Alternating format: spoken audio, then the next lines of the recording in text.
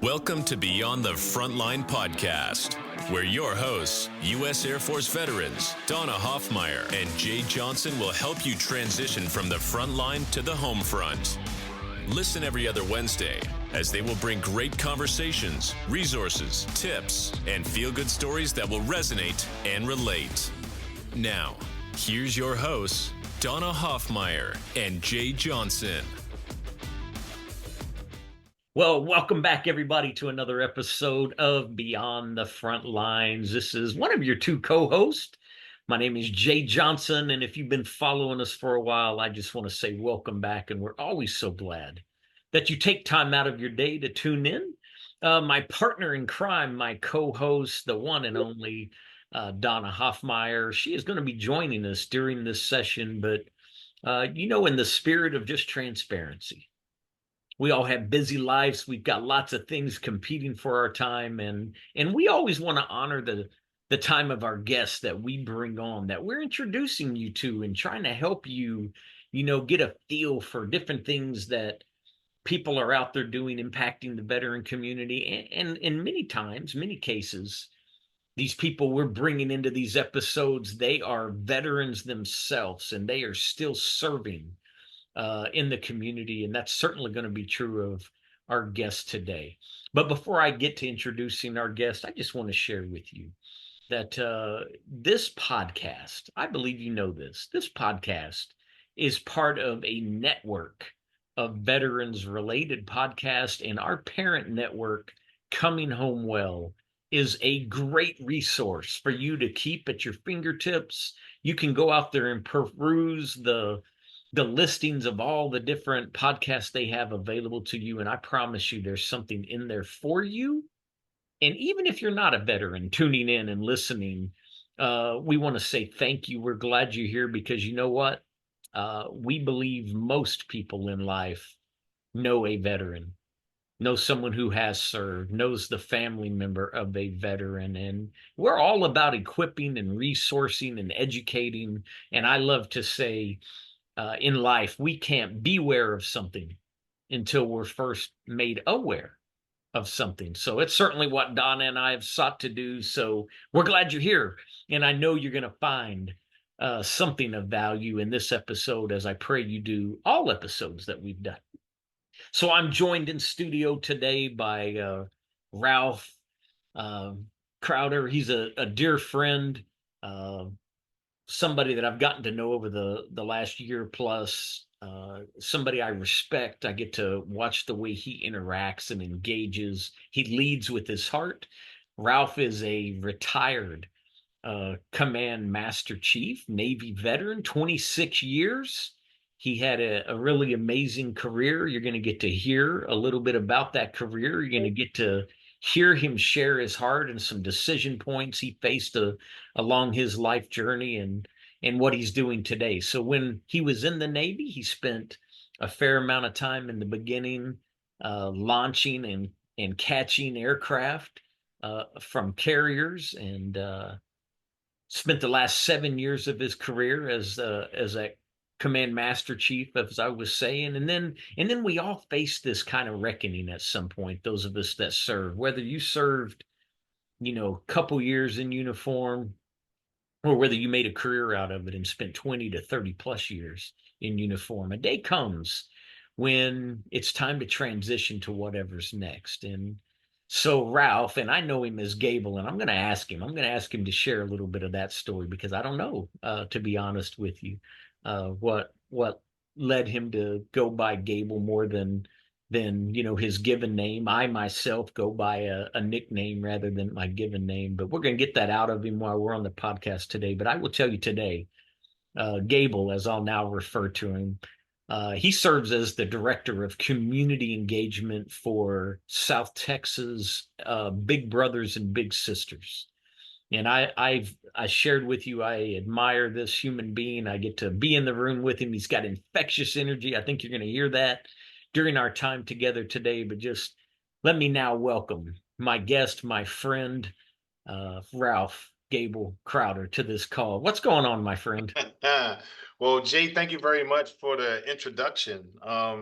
Yes, I am Ralph Stanley Crowder III. That's my whole name. Gable. Now, Gable came about when I first went into the military. The first leader that I ever had. I come in and I have a little thin mustache, and my hair is cut. I got a fade. You're talking 91 when this came about. And my first leader, his name was Patton, so we called him General Patton. But he was a first class petty officer, and he came up to me and said that I look like the black version of Clark Gable. Oh, check this out. Yeah. So at that time, I was like, I know the name, but I didn't know exactly who it was. So I researched, and this is Gone with the Wind. I was like, I can take that. He's a handsome man back then, considered. So, Gable just stuck. So it went from Clark Gable to Dark Gable, right? Oh, So Dart got cut off, and then Gable has stuck with me throughout my naval career. So if you have ran into me in the Navy and beyond, even here in San Antonio, Gable is the name that everybody knows me by. But if you know me when I went to high school and 1 year of college, you know me by Stanley. Normally Stanley is the name back in Baltimore where I was born and raised.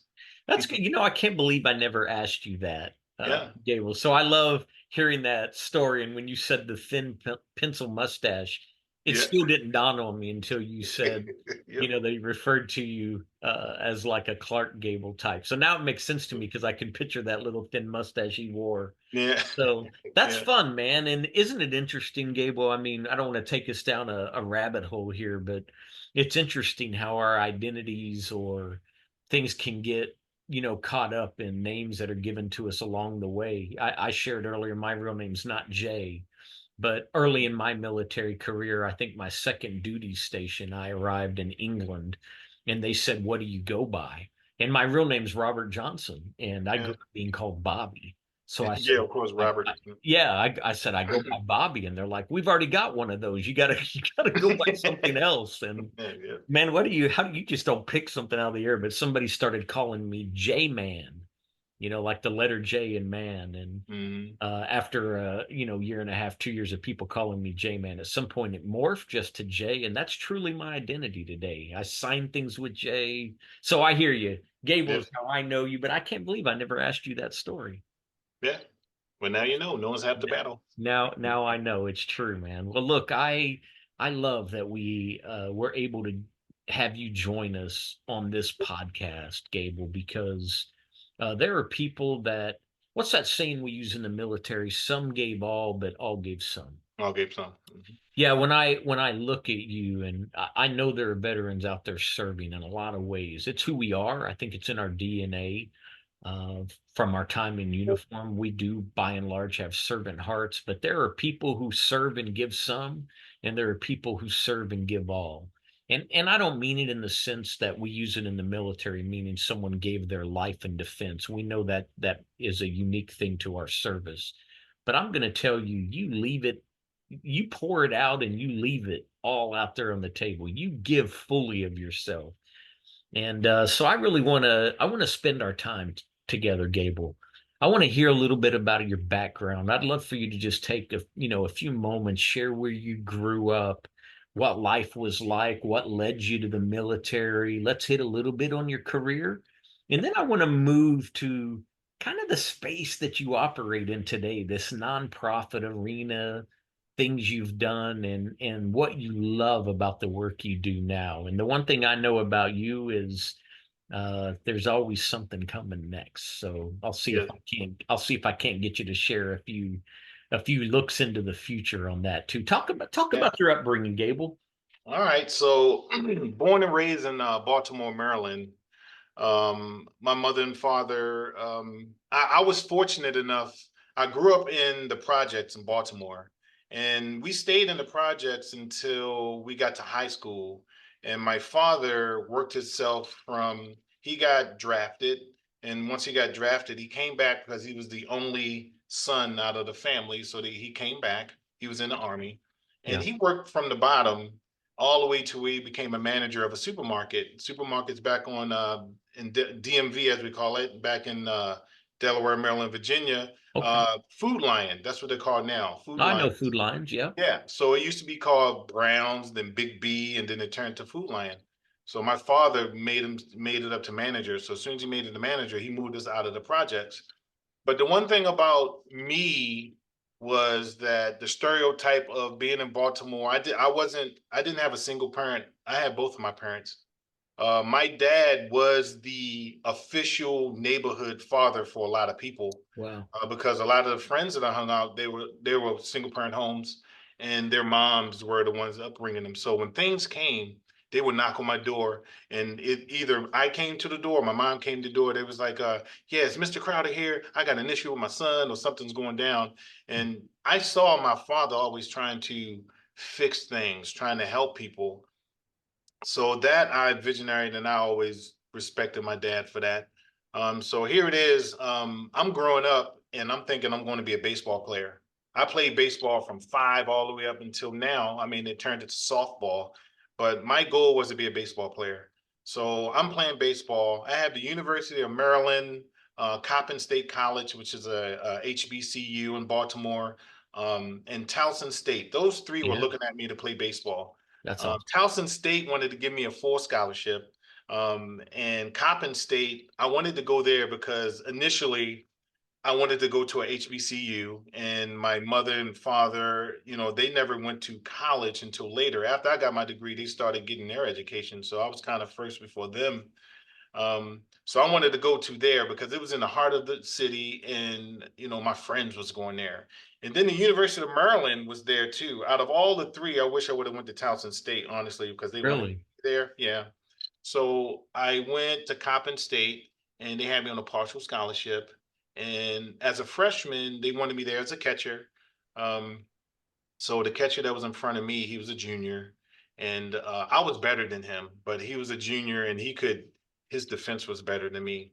But where I was messing up at was academics.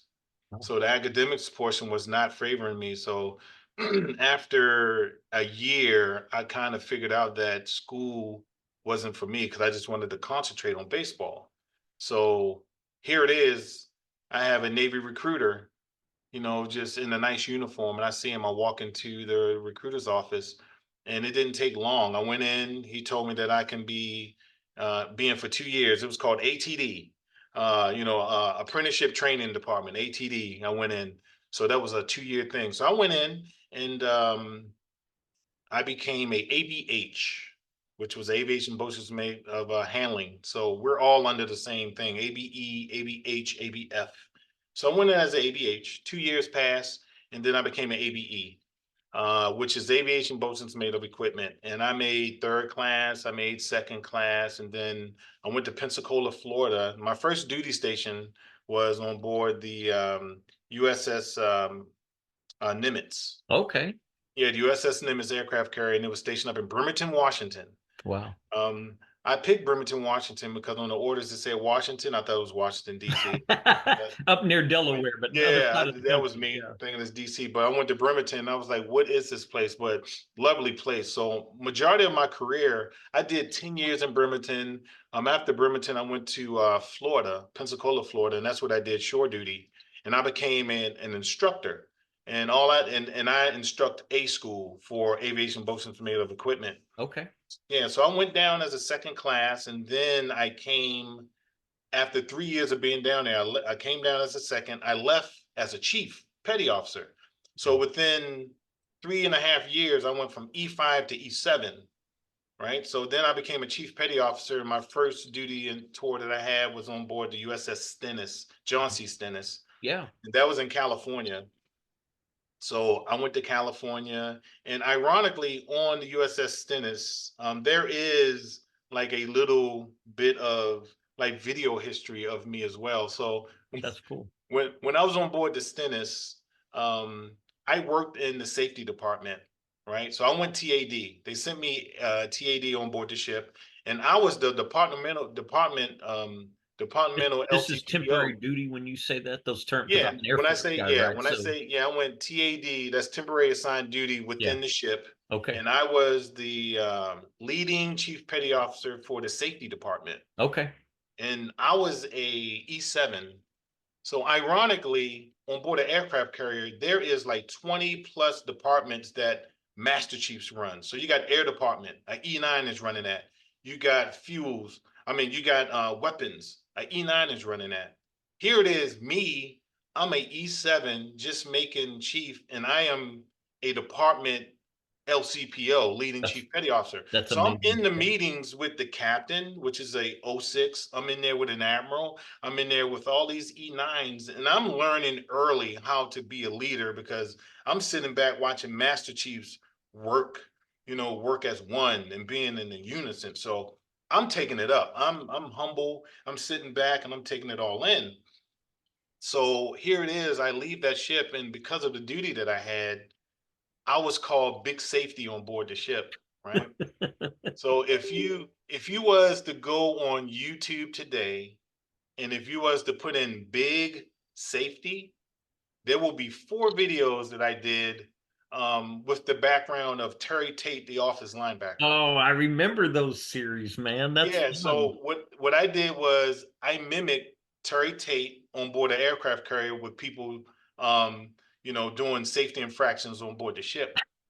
So So you you're would running have. down a gangway tackling people Yeah, because yes, they yes, I was. I was. So one of the best parts of like the first video that we made, and one of the best parts from it was when um you shouldn't walk through the ship with headphones on, because if you got headphones on, you're not going to know what's going on. You won't hear the 1MC. The 1MC is the open messaging circuit for on board the ship, so everybody hears the message that's coming out. So we yeah, had a rule that you don't wear headphones on unless you're working out on the that treadmill. got it. Makes sense. Right. So we had a part to where that the guy is walking on the mess decks, and he got his headphones on, and people was trying to tell him to take his headphones off. So here it is. He turns around, and when he turns around, I come running and I tackle him, and I tell him some things, and then we made it a four video series. Um, So hey, I need to probably send that to you. I mean, if you go to uh, YouTube and you just put in big safety, there's 4 videos that I come up. was about to say to you, Gable, I'm telling you from the moment we get done with today's Yeah, episode, yeah, I'm gonna look at that. And now I think it's fun though for our guests because they're gonna get to visually see you. I yeah. shared everybody when Gable and I were talking, just before stepping into the episode that Donna and I haven't got to the point where we are releasing the video yet. That will happen, we think at some point. But I think out of curiosity, people are going to want to put a face to the name they're listening to you. Now they know they can go out to YouTube, type in big safety. And Big if you've never safety. seen these Terry Tate videos, Yep. catch one of those and then go watch Gable's Then go video. watch Because, mine. Yeah, yeah, they got exactly. to be good, Gable. They've got to be good. They Okay, are. so here's what I heard. Man, Baltimore, Maryland, nuclear family, which for the area you were in, that wasn't as common, and so your dad played an influential role watching you, or you watching him and seeing how he tried to help others. Yeah. Uh, Baseball player. I remember you Yeah. briefly sharing that with me in the past. So mad skills, still playing today, Yeah. right? Softball pickup and some of that probably, but uh, I heard you say you see this Navy recruiter, and you said he was in uniform. It looked clean, right? Crisp. I'm going to say just it stood out. And you said he lured me in. I'm paraphrasing Yeah. under this premise of a 2-year deal. What I didn't get, Gable, and I know we're not done talking about things you did in the military, but Mhm. what took you beyond the 2 years? There must have been something you got in there and found something that resonated with you. What led you to then turn it into this career? Uh, well, I went home on leave, and when I went home, I saw that my friends that were, they graduated from high school, but they still was within the drug game. They were Yeah, still hanging out on the corner. yeah, They were still doing things that after me coming from the Navy, coming back there to visit, after 2 years, I could have got out. And I was really manifesting on like, what should I do? And I have a friend that I call a mentor. He's a year older than me, but he specifically protected me from dealing drugs, messing with drugs, man. anything, because he was in the game and he respected my father. And he told my father that I'm gonna make sure that Stanley is not going to be in his life. I'm gonna make sure he goes to his baseball games, he goes to school, he gets that education. His name is Keith Leach. Keith, he protected me. He was the one person, if I got in trouble or somebody was trying to beat me up, you say Keith, his nickname was Scooter. So you say Scooter in my neighborhood on the projects, people would slow down and be like, okay, I know you know Scooter. But he would pick me up, take me to school. Sometimes I'd be like, man, I don't feel like going to practice. He would drag me in the car and it's like, you're going to baseball practice. I need a way to go to the Orioles Stadium because it was Memorial Stadium back then. I remember. Yeah. He's like, you need to be an Oriole. You need to come back and play baseball here. So he was another person that I looked up to as Is well. he still in your life, Gable? He's still in my life. He's having some health problems right now. So I stay in contact with him, but he did unfortunately went to jail for at least like Yeah. 15 years. Yeah. Like when I went into the military, that's when he went to in prison. I And then love that. I love, Gable, that your father had such an impact on this guy that he respected your dad enough and then stood in the gap, yep. right, on things that could have easily drawn you in like it did others. And I'll just say, in the spirit of transparency, here, Gable, I was involved in some things that when I was younger that today, I don't look back on so fondly. But man, mad respect for somebody like that. Scooter standing in the gap, watching out for you. So now you're on active duty. You're getting these opportunities ahead of the game because they're seeing something in you, and you're giving more responsibility and leading some large tasks. Let's pick up from there. Yeah, so here it is. I told you about I was on the Stennis. So when I transferred from the Stennis, I went back to Pensacola. And as soon as I got to Pensacola, Florida, I made E8. So I was a senior chief petty officer. So I went down there as the leading LCPO of the ABEs for A school. So I go down there and I finish I start some education. I meet some men down there that are very powerful to me. And the one thing that I picked up from them was that your job is to make leaders, don't make followers. That is your job. So today I use that same concept because I break it down like first thing I'm going to do to be a good leader is that I'm going to lead myself first. So me leading myself is making sure that I can get whatever weakness that I have, I can turn that around and make it better. So the one weakness that I did have for a little stint was administrative tasks, right? So getting in front of email and trying to make sure that I mark out my day and make sure that I have stuff going on. So that was a hard task for me. But what I did was I led myself to research to see what would be a better way for me to do that. So I did. So once I did that, I was like, well, I'm going to be in a position to where I can lead people. So me as a senior chief petty officer, I had 8 first class petty officers under me. 8. And I said, my job is I'm going to make sure that y'all make chief petty officer.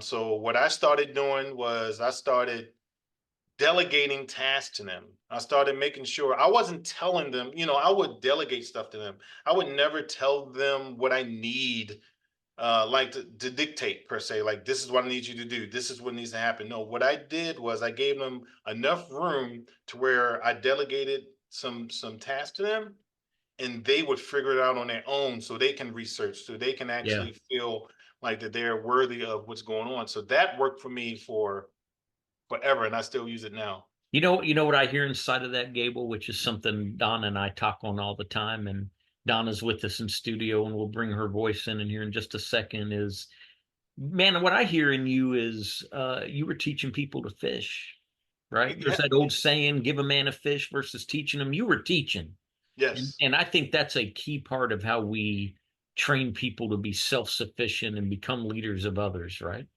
Yes, sir. Yeah, because from making senior chief, the thing was that I lead myself first, and I lead the people that's with me. And then I can lead leaders, and then not only that, I can lead leaders that lead leaders that lead groups. So that was like kind of the pillar that I took. I conquered leading myself. I conquered leading other people, right? So now I wanted to be in a position where I can lead leaders. So ironically, they had it just became new in the Navy. It was called Command Senior Chief. So you can be a command senior chief as a E8 or senior chief in the Navy, and you can be a part of the triad leadership um, early in your career and have a command. So it can be the captain, the XO, and the command senior chief. So I put in a package, and sure enough, the package came back, and they said I got selected to be a command master chief. So what happened was that I went to is called the MCM crew leader. Now the MCM crew leader was the squadron that I was in. I went to minesweepers. So minesweepers are wooden ships in the Navy. So let me put this in good terms here. For one, I went from the biggest ship in the Navy that Yeah. holds 6,500 people on board to the smallest ship in the Navy that we have with a command that holds 85 people and is wooden. So That's that was a transition that I did. So I worked in aviation for over 19 years. And here it is. I went because I wanted to do something different. I went surface. So when you go surface, that's when you're just on the water at sea and you're doing things not with aircraft. You're doing things with bosun's mates. You're doing rope. You're driving the ship. I learned how to drive the ship. I learned so many things when I went there as a command senior chief because it's 85 of us for one. And on board, I had to get qualified to drive the ship, navigate the ship. I was a part of the fire team that's on board because everybody in the Navy is a firefighter. Because if that ship catches on fire, nobody's coming out there to save you. You got to save yourself. Mind you, at this particular point in my career, I'm on a wooden minesweeper. And the mission for the minesweeper is to go out there and find mines and to destroy them if they're out there. So our task was to go over to I'm gonna say Bahrain. That's where it was. yeah. Bahrain, and they got the Strait of Hormuz there, right? And in the straits, they would put mines there. So if ships come through, the mines attach and cause damage. Yeah. Our job was to go out there and fish for these mines. And we would get the mines, and then we have they're called MNs, minemen. That's the name of them. I never knew that was a rate. They're called minemen. And their job is to be on board minesweepers and to destroy mines when they catch them. Wow. So big shout out to the minemen that I knew personally, and knowing that rate, because I didn't know it was a rate, and I did not know we had wooden ships. I thought we just had the USS Constitution up in Boston. Well, you've blown my mind saying this. No pun intended when I say that. I'm going to turn to Donna because I was watching Donna's face as you were sharing that too. Donna, number one, when Gable said 6,500 people on his ship, right? I went from one of the biggest. I think that's larger than so many cities, that are in rural America. 6,500 people. What stuck out to you, Donna? That's 5 of my hometowns. Yeah, that's 5, nuts, right? yeah. That's insane. But what actually popped in my head is that when you said you went down to 85, I'm like, oh, that's like going from a stateside deployment to an overseas assignment. I mean, a stateside assignment to overseas. Like when you get overseas, you're more focused and concentrate and you're closer because that's all you got. You got those That's true. people, and then it goes from there. Deployment, FOBs, that kind of thing. Like, I get it. That you rely on each other a lot more, That's true. Heck yeah. So the minesweepers, that really grounded me on making leaders because I'm an aviation background guy, and everybody there except for me is not aviation. They're all surface background. So I come with my aviation pen. I got my surface warfare pen too, but they know I'm aviation and they sizing me up talking about, what do you know about surface warfare? What do you know about tying knots, to moor a ship, to drive a ship, to navigate a ship, right? So what I did was I did what I thought was the best thing to do. I humbled myself. I went to the best person who knew how to drive the ship, was a third class petty officer, E4. And they knew their job. So I humbled myself to get guidance underneath them. And then there's two things I say about respect, right? Is either you earn respect, you got to either earn, or is either you want to earn respect or demand respect, right? I wanted to always earn respect because when it's time for me to demand it, it would be that much easier for me to do my job. And that's exactly what I did on board that Minesweeper. I got all 85 personnel on board. I earned their respect because I went down and I learned for what they had going on. And then in transition, my job was to make leaders from out of them. Like, so, I was like, I'm gonna make your leader and you're gonna understand exactly like what it is to be a leader. So I go to the Minesweeper, I'm there for 2 years, and then the E9 results come out. And I put in to be a command master chief. So then here it is in turn, I make E9. I become a command master chief now. So I'll go on board the USS Pinckney. So that right there was another surface ship. It wasn't nothing in aviation. So I'll go on board the USS Pinckney. I'm on board there, and I go from 85 people to 350. So on an aircraft carrier, when I was in charge of the ABEs, there was 500 people I was in charge of, right? And then when I was in safety department, there was 20 people that I was in charge of.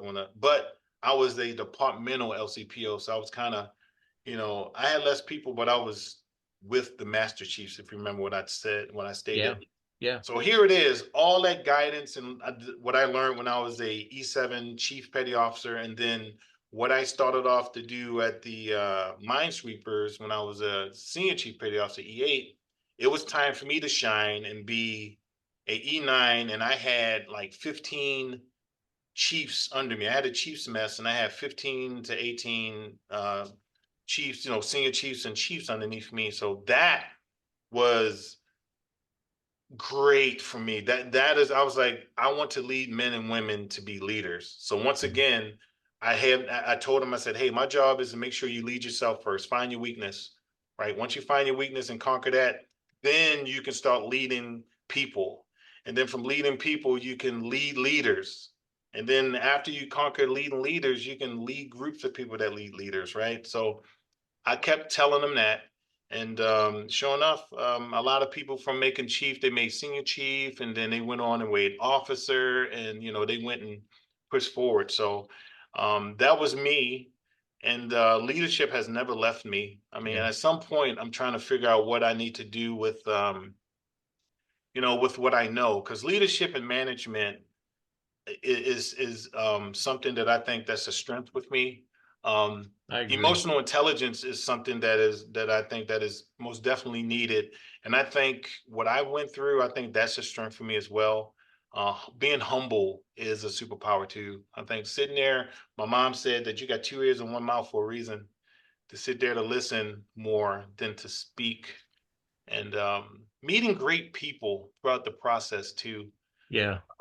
So I think you just set yourself up for your book. Donna's got keen ears. You just come talk to me. Yeah, it's true. There's a story, right? There is. Donna and I talk about this all the time, but I think it was probably John Maxwell that I heard first say it.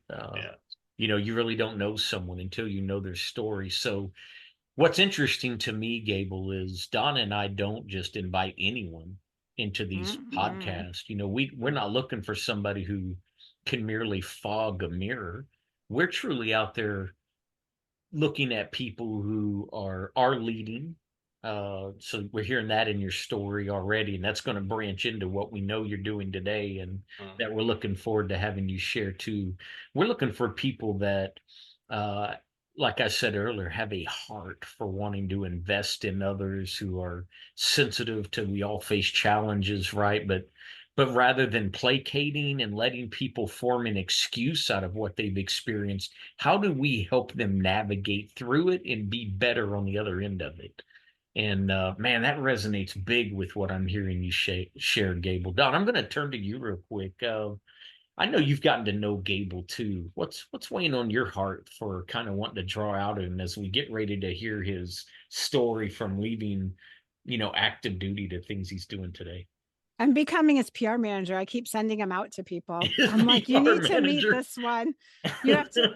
I was harping on him and Saul Paul. I'm like, you guys need to connect. And Gable's like, I've actually shook hands with him before. I said, yeah, but your missions line up, and just the last ETAP, I was like on him, like, Gable. And so then the next thing I know, I get a picture Yep. Saul Paul and him. He goes, "Is that good enough?" And they're Oh, come on, really? Yep. it was Yep. the best. It Yep. was the best text. I was sitting in the kitchen and I just smiled. My husband's like, "What are you smiling about?" I was like, "Look at this." And That's he really was like, "Oh cool. my God." I'm like, "I've been on those two about connecting. I've sent them Yep. emails and I talked to him." Yep. That's And then I'm awesome. like, "Is that good enough for you?" And they met at the mentoring conference they were Mentoring at. conference. We was with each other all week. So That's amazing. yep, sure enough. Yeah. See, and that's just kind of when Gable comes out and talks, and Yeah, him and I've talked a couple times, stuff, and um, the room always lights up. it's They're true. always engaged with what he's saying. That's true. Because when somebody's like, I'm good at leadership, some people could be like, "Oh, that's kind of arrogant," and it's like, no, it's actually knowing your skill set. It's Yeah. knowing what you're good at. And, if I said, "Hey, Gable, do you want to go to deliver pizzas or something?" And he might be like, "That's really not my skill set." Although you probably would make it fine. I'm sure you would. But, it's really not it sounds weird, but everybody has leadership qualities in them, but not everybody's necessarily a leader at different levels. Sometimes you're great at a lower level leader. Sometimes you're great at a higher level leader. And the fact that you, Gable, can acknowledge your skill set and you are matched perfectly, which we're going to turn back to you and Yeah. let you talk about what you're doing, but you are so matched perfectly for what you're doing. I mean, Jay and I know where he is because we just watched LinkedIn. Here he comes. Boop. Yeah, There's yeah. Gable, I always jokingly say I'm pretty sure he's cloned because I don't know how one human being can be so many I know. places. It's That's what I say too. I'm like, I'm exhausted just watching this. Jeez Louise. yeah.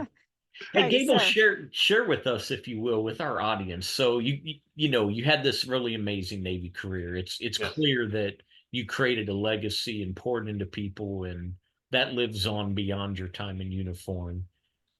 What led you to the space you're in now? I shared with everybody what your title is and that you're in the nonprofit arena, but talk to us a little bit about your journey after you left uniform. So I wanted to go to a place where I can still get my education and not work right away. So I did research because I was in California. I was in San Diego, Yeah, yeah, California. And the cost of living out there was great for me if I was active duty. sure. So getting out and I figured out my finances, I would be right away working, needing a job and keeping the house that I had. It would have been, tough. So I research and I find San Antonio. They said this is military city, right?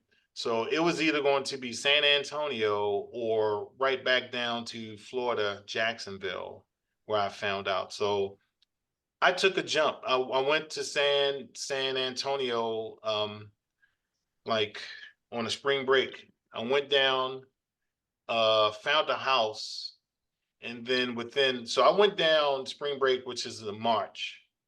This is 2016. So I go down March, and then I buy a house in May, and I move my family down in June, and we start our new lives here in San Antonio. My oldest son at the time just graduated high school. My youngest son is just starting 8th grade, and my wife, she is just like she is a component of moving because her father was in the military in the Sure. Navy, did 26 years, so she was a Navy brat. So here it is, she went from her father to me. All career been with me, and she's like, I love moving.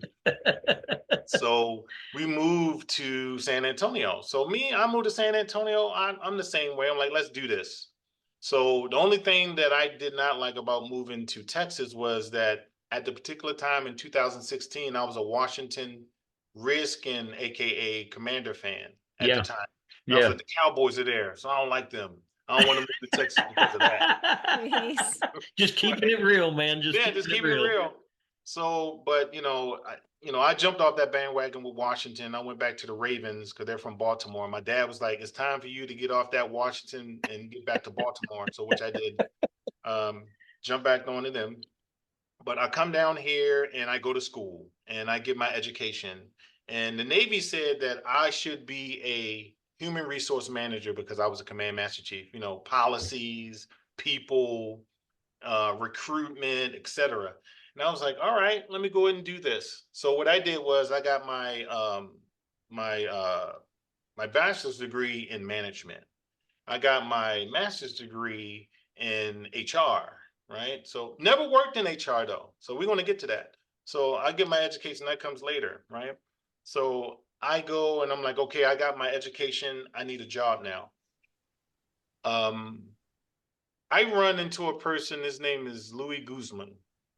Oh, Louie. Yeah. So I see I see an internship for Soldiers Angels, which is a veteran owned, they deal with veterans. I was like, that is me. I want to help veterans out. I need to be in that space. So I go and I see that it's an internship. I get the interview. Louis is interviewing me, and there's another young lady, which I forgot her name, interviewing me as well. But I remember Louis. He's tall, he's like 6'10", as I would say. Louis is tall. And a sharp dressed man. Yeah. Yeah, and very sharp. Yes. Yeah, very sharp. So he was there, and right away he was like, "We need you." So then I start the internship there at Soldiers Angels, and he automatically could tell by my work and my work ethic. He was like, "You're not an intern. We need to do something else with you." So he wasn't in the business of trying to make a job or do something for me in there. Something opened up right after 3 months of doing internship. A position opened up, logistics. I'm not a logistics guy, but you give me anything. Just like if you made me a piece of delivery guy, I'm gonna make it mine, right? So I went into logistics, and it was called in-kind coordinator, right? So I took all the in-kind information from people that gave us stuff, so we can then in turn, push it back out to the people. And I did a good job at being in-kind coordinator, but I kept telling Louis, I said, this isn't me. I want to be out in the community, talking to people, making them want to be a part of this. They had a job called the area manager. So I was like, I want to be that. I want to be the area manager where I can talk to people. So Louis was like, okay, whenever it opens up, put in application for it. Right. So this job kept coming up, and I kept putting in for it, and they kept not picking me up for it. So I was getting kind of frustrated about it, because I was like, man, I'm very good. I know I'll be good at that. So by this time, Louis has left, and Louis goes to the food bank. He worked for the food bank at first. He went to the food bank. So when he went to the food bank, I was like, I want to go. Right. But that's not the reason that why I left. I tried it one more time to do area manager, and they didn't give it to me. So then I went on my own quest to be happy, because, culture means a lot to me. I got to be in the right culture for me to be able to work and stand out and do my job diligently and do it correctly and professionally and feel comfortable, so I can open up and be humble, right? Yeah. So that wasn't for me at Soldiers Angels. I love Soldiers Angels. I still work with them today. I still volunteer with them, but the specific timing of the position and where I was at was not for me. So what do? I go right. This is during so the pandemic comes, right? Yeah. Yeah. So I leave there February. March starts the pandemic. And guess what I go do? I go to school to be a licensed massage therapist.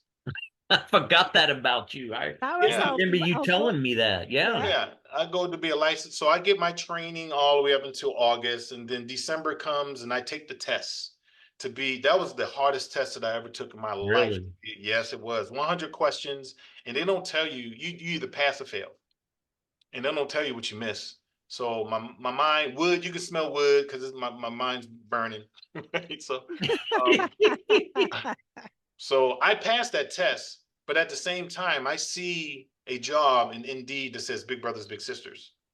And the reason why I know about Big Brothers Big Sisters, because I was a big when I was in the military prior to. So I knew about Big Brothers and Big Sisters. I was like, they got one here in South Texas with San Antonio. I went to that job. I got an interview. They interviewed me 4 times. The reason why they interviewed me 4 times is because they looked at my resume and was like, no, you can't be what we want you to be. No, you can't be this neither. So the CEO, like I said, this is very, very rare. She went in and she said, look, I'm going to make a position for you, and we're going to make you the director of community engagement. And it seems like to me that you know how to facilitate, you know how to talk to people, you know how to get people on board to do things, because she read my resume and what I did in military up to then. So That position came up. I had one person, his name is Isaiah Lucio Lopez. We worked together. And now I have another person, which her name is Nguyen Tran. And for the past 3 years, I have been doing recruitment for Big Brothers and Big Sisters. And what we do is we provide mentors for kids between the ages of 6 and 16 years old in the city of San Antonio. And I get to go talk to the governor, the mayor, the city manager, all the all the councilmen and women that we have in the city, which we have 10. I went to all the chambers of commerce and talked to all the leadership there, fraternities that are here in the city, sororities that's here in the city, the San Antonio Police Department, the fire department, Valero, all the big companies that are here, Via, like pretty much there's so many people that I network with that I know because of that. And the main reason why I got that job was because of Louis Guzman, Yeah. the networking portion. They called him up as a reference, and he told them specifically, if y'all don't pick him up, I'm going to come down there and pick him up so he can be a part of my team here at the food bank. So once they heard that, they made the position, and the rest was history. And here I am today. And helping out kids is my jam. I mean, that's one thing that I do and I love doing now. Yeah, let me insert there real quick. Number one, love the accolades you give to Louis. Donna and I we have Louis on tap. He'll interview with us here soon, so everybody will get to meet this guy you're referring to named Louis. But Gable, I'm going to turn it back to you, my friend, because it's the authenticity, the consistency of who you are that has continued to open doors, you seeking opportunities. It's so interesting to me now that I'm hearing in depth, in many ways, more than I knew about you leading into today's episode. But the consistency that tracks all the way back to your upbringing, again, what your father modeled, people, again, standing on point for you, then you being able to apply things in your career to develop others, the opportunities you knew you were qualified for, the passion in your heart for what you wanted to do. I think we draw to us that which we are. So you are in such a beautiful position that fits things that you're passionate about and allows you to utilize those skills that you truly have mastered. So I know I commented on this to you before. I see you a lot. You're always branded, right? Big brother stuff on. You've been a big in your life, being a mentor to some others. But I remember you wearing a shirt. I've seen you in it several times, and it says "Real Men Mentor." Yeah. And I love that. I love that a lot. But you have a saying, Gable, that you use a lot. You use a saying called "roll." Yes. I'm going to turn to you and let you share with everybody. Where'd that come from? Tell everybody what it means. Right. You got to tell the story behind it. Yeah, the story. Yes, I most definitely will. So when I did make Chief Petty Officer, when I became an E7, we go through an induction transition, per se, right, to become a leader. And they asked everybody like, what you need to have something about yourself that people are going to remember. Like, what is your legacy as far as you becoming a Chief Petty Officer? So I sat down and I thought about things that I do. So role comes from me thinking about respect. Respect for one, right? That's the R. And like I always say, like there's two ways to get respect. You're either going to earn it or demand it. I highly challenge everybody to earn it first because it would be that much easier for you if you need to demand it and you can do your job, right? Yeah. So the O is observe.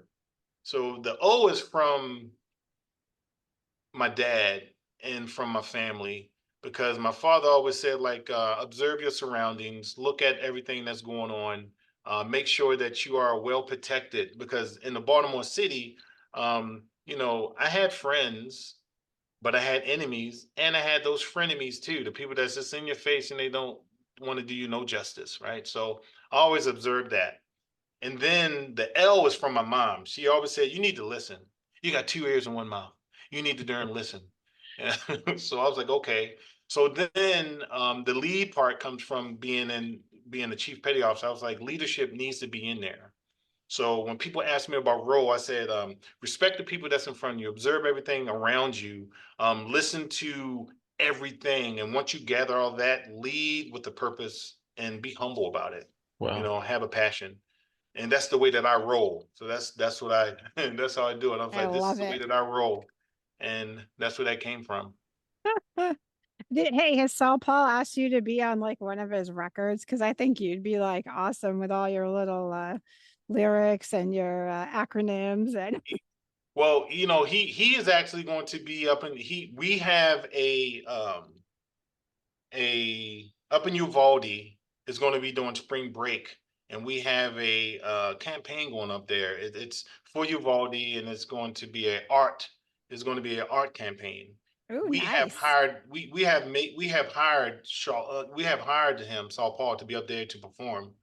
So he's going to be coming up there because as soon as I saw him again, because this is the third time it's been 3 times that I see him doing what he does, right? Mhm. So when he was there, I remember you specifically saying I need to hook up with him. Like, he's going to be here. So when he was there, I went straight to him. I said, "Hey, do you know Donna?" "Yeah, I know Donna." "You Gabe." That's exactly how it went. He was like, "You Gabe." He was like, "You Gabe." My Yeah, life is complete. yeah. So that's how that went that down. that guy can freestyle like no one I've heard. Oh Yes, my, He's he so good. can. He's He has a good. it's plethora of words awesome. and stuff like that. But Yeah. yeah, but no, we are going to stay connected, and he's a good Mhm. person, and I love his mission too. So what he's doing out there, so we're going to stay well connected. Heck yeah. Good, Mhm. good, Yeah. good, good. I love hearing every bit of that. Love hearing that. Yeah. Hey Gable, what do you love most about what you're doing right now in this role of director of community engagement and helping connect people with big brothers and big sisters of South Texas? What really has captured you? I would say watching kids and adults be empowered, because you match a big and a little together, and they're learning from each other, and I get to watch the process, and I'm in the process too, because I still Yeah, got a little now. right. He's 10 years, he's in 10th grade, and That's awesome. watching the empowerment between an adult and a young person is it, it warms my soul. I really believe that mentorship is needed. It's proven that is needed. If you have a mentor in your life, especially through big brothers and big sisters, if you want to talk numbers and statistics, right? Like, there is a 98% chance that you're going to graduate to the next grade if you have a mentor. Wow. There's a 97% chance that you're going to graduate from high school if you have a mentor, right? Wow. So those numbers I hold dear to me, but I see it every single day. And going to talk to people from the beginning, I'm at a tabling event. You got somebody who comes to me and says, like, "I've never heard of Big Brothers and Big Sisters. Who are you?" I get to explain like the who, what, when, why, and how. And to watch somebody's face, they can be 30, 40, 50, 19 years old. And I give them that story, and they'd be like, "That's a thing? I can do that? I can have an influence on a child's life?" I'm like, "Yes, you can." And Wow. it's very simple to do it. And watching so to answer your question, Jay, watching empowerment come to fruition as I see the bigs and littles get together, that is something that I love about the job that I do, watching that happen and watching those relationships happen and merge. What with every good side, and your job, I would probably guess, is 90% awesome. There's challenges on it too. So what do you run into with the challenges? The biggest challenge I run into is trying to get men of color, to be volunteers or to be mentors. The one thing that I noticed here in San Antonio, I don't, I, I'm gonna try to. I'm not going to say I'm going to a personal thing. This is what I think. This is coming straight from me, from what I've witnessed and seen. And this is all culturally driven. So as I travel to the east side of San Antonio or go to the south side of San Antonio, because I based it off of zip codes of where I go to look for people, right? Because 70% of the kids on my list are Hispanic. 20% of the kids are African American. The other 10% is the other ethnicities within the city. So I make a stern push to go down south, because that's where a majority of Hispanics stay. When I go there, The issue is that the families needs these services, vice me trying to find men or women to be mentors. So when I talk to them, they're telling me like, hey, I'm trying to survive myself and try to take care of my son or daughter. I don't have the time to actually worry about somebody else's, son or daughter. I got to worry about mine. And culturally, I noticed that for Hispanics and Blacks here in San Antonio. So whenever I address that and I say that, they're more likely to say, I want to take care of my own. Women, however, it doesn't matter what ethnicity they are. Women come out to volunteer. If it deals with trying to teach, coddle, be motherly, anything dealing with what I deal with, they are going to be there and mentor. So they always come out. So the biggest task for me is trying to convince men to do what I do. And I always lead with my example. I say, here's my story. I had kids too at the same time, and this is what I'm doing. And this is what a lot of people are doing too as well. So Well, that, that right there. I'm sorry to interrupt. It just popped in my head. And when somebody has children and they're raising them well, right? Right. And you become a mentor, right? And I'm just kind of talking theoretical, and you bring them into your family, right? Or they get to know, they're seeing these children that are well adjusted. And if any example, peer pressure, whether good or bad, is very strong. You know what I mean? So if you have a dad or mom or whoever that is taking in and being a big brother or being a big sister, and their kids are welcoming and supportive, and they see these kids that are making good choices and succeeding in school, doing sports, whatever, it's just almost like an extra validation and almost like extra mentoring. I mean, that's my perspective, whether that's right or wrong, but yeah. So what I do is, like, when that perspective come up, we have a Black Advisory Council and a Military Mentor Advisory Council, and I get the story. Like, I go back to the community and I bring the Hispanic men with their little, so they can see, the story, and they can see like what they're doing. Or I go east, on the east side of town, where the Black men and women are, and I am a walking, you know billboard for Big Brothers and Big Sisters, because I am I have a little, I work for them, and I know the mission and the statement, and I take my little with me everywhere I go, so I can talk about the mission. And Jay saying about me being branded, that's one of the things that I know for a fact that works for anyone, specifically for me.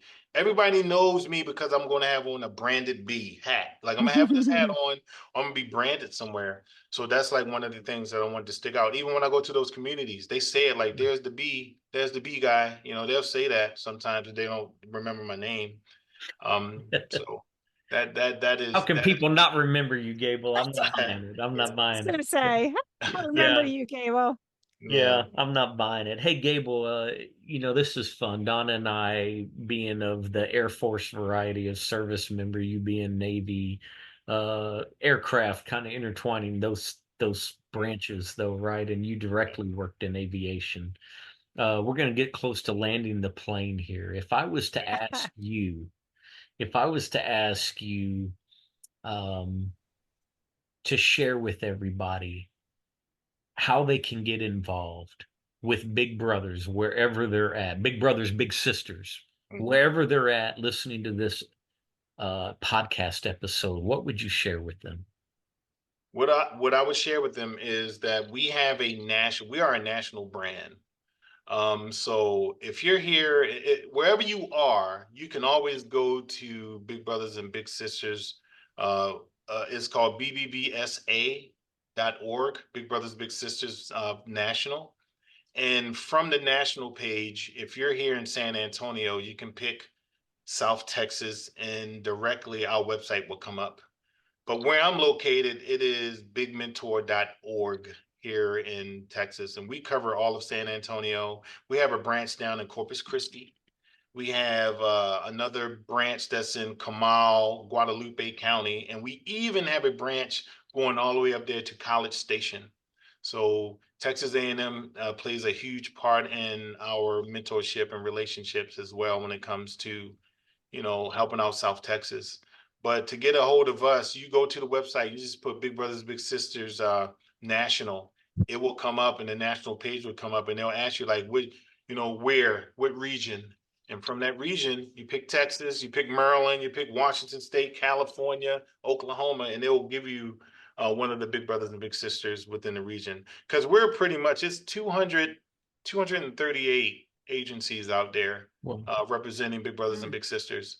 And in Texas alone, we got here in South Texas, we got Dallas, we got Houston, we got El Paso, and we cover a lot of it too. So we're well received, and the mission behind it is great. I mean, I love the mission. I love helping out kids. Yeah. Before we wrap it up, this popped in my head quick. What do you have a stat possibly, or just an anecdotal stat? Do you see a lot of veteran children that need mentors? Especially when you're dealing with a lot of parents that have PTSD and yeah. So we have a very specific grant that comes to us that is very directed towards veterans, and I'm highly involved with it through United Way. So United Way, so our partnership with United Way, they have partnerships with all the bases, right? And through us, all the military families that's under Big Brothers and Big Sisters, I get to personally talk to them because I'm a veteran. I get to see them utilize all the tools and accolades that we have for Big Brothers and Big Sisters. United Way paves a way for us to make way for the military families here. So if there is a family out there where the husband or the wife is deployed and you have like the parent who is staying home, we'll come in there and say we can provide a mentor, even for the parent that is there, that we can help out in some fashion. So we have a strong relationship with United Way and veterans, and veteran plays a huge part. One stat I will get you when it comes about veterans is that 34% of the people who volunteers for us is active duty African American females. Wow. Let me tell you, it popped in my head because at one point I'm both military or retired and was a dependent, right? And I remember when our son was 2-3 years old, and we're new down here in San Antonio, and my husband deploys, right? And he's gone for 6 months, and it's just me and my kiddo. And he's just hitting the age that he knows dad. He knows that dad's gone. That's his buddy, everything.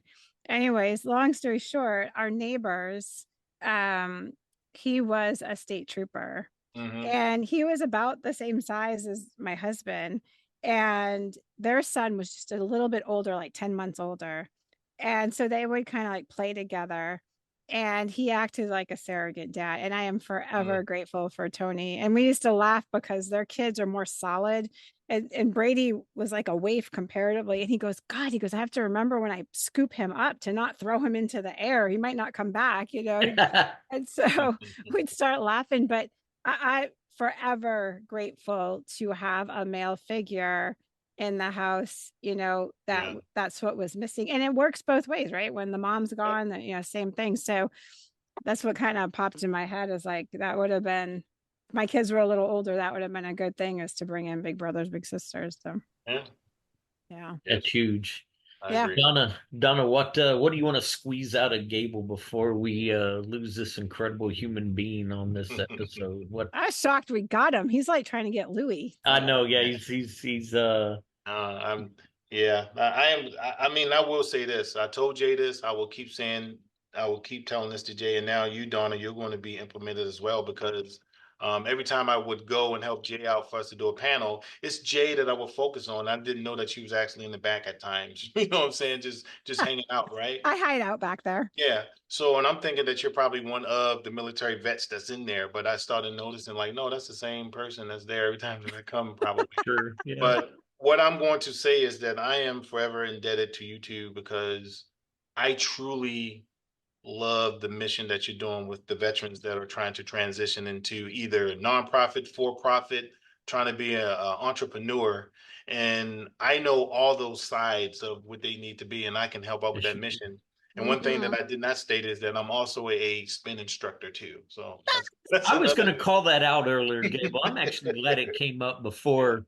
I was going to say to people, you don't understand. This man doesn't just pour himself out. He still takes care of himself. You talked earlier about work you get to do with the mayor and with the governor, and you're on the mayor's fitness council. I am the co-chair for the Mayor's Fitness Council. Yes, I am. So Yeah. you know Mandy Tyler then. I do know Mandy. Yes. Yeah. I know her. She's I a know good Mandy. friend of mine. Yes, that's See, right. that's Shout fun. out to But Mandy. this is the real deal, everybody. I can't begin to emphasize. Now you Mhm. know you can go out on YouTube and pull up some videos. Wait, I need to safety. ask. Do Yeah.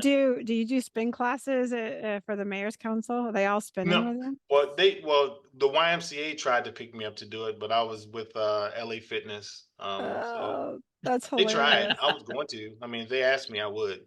So That is awesome. See, lots of layers. That's what makes it Lot good. of So if layers, you it's want some true. coaching, a spin class, and end it with a massage, Gable's your guy. Gable.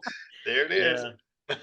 Gable, That's you've awesome. you've touched my life, my friend, and I know Mhm. you're touching the lives of so many, and you are standing in the gap. And before I turn it over to Donna to kind of wrap this, I just wanted to say to you, I admire, respect, appreciate you.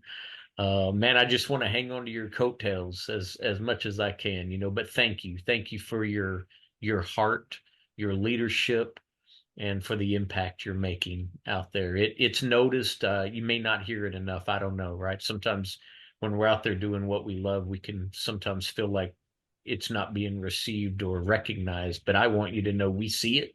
We see you. And I just wanted to tell you I love you, brother. I appreciate you.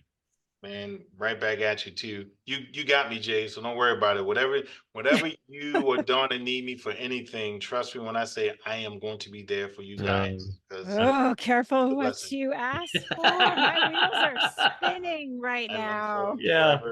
I'm in your debt right now, Donna. So whatever you need, whatever you need. You should Don, I'll not turn it say to you stuff to like that. I'll turn it to you to land the plane. All right. We could tease all day. All right, everybody. As always, we are so grateful. We actually just hit 2,500 downloads, which was pretty cool. And just for the audience to know, downloads does not mean listening. It just means people actually stopped and downloaded it. So we're guessing there might be 2 or 3 times more people listening. So that's even more exciting. And we thank this all to you guys, our audience and our guests, because if we didn't have those two, it would be Jay and I talking to ourselves. And honestly, we talk enough to ourselves. So from all of us here on Beyond the Front Line and our parent podcast, Coming Home Well, we thank you guys. If you get a chance, we just launched a radio streaming channel called CHW Radio Stream. You can get it on Google and Apple or whatever the downloads are. You can go download it on both phones. And you can listen to it on your computer. So from all of us to all of you, you guys have a great week. Take care, everybody. God bless. Thanks for listening to Beyond the Front Line, a podcast of Coming Home Well. Join us every other Wednesday. And if you enjoyed this episode, please share it with others, post about it on social media, or leave a rating and review.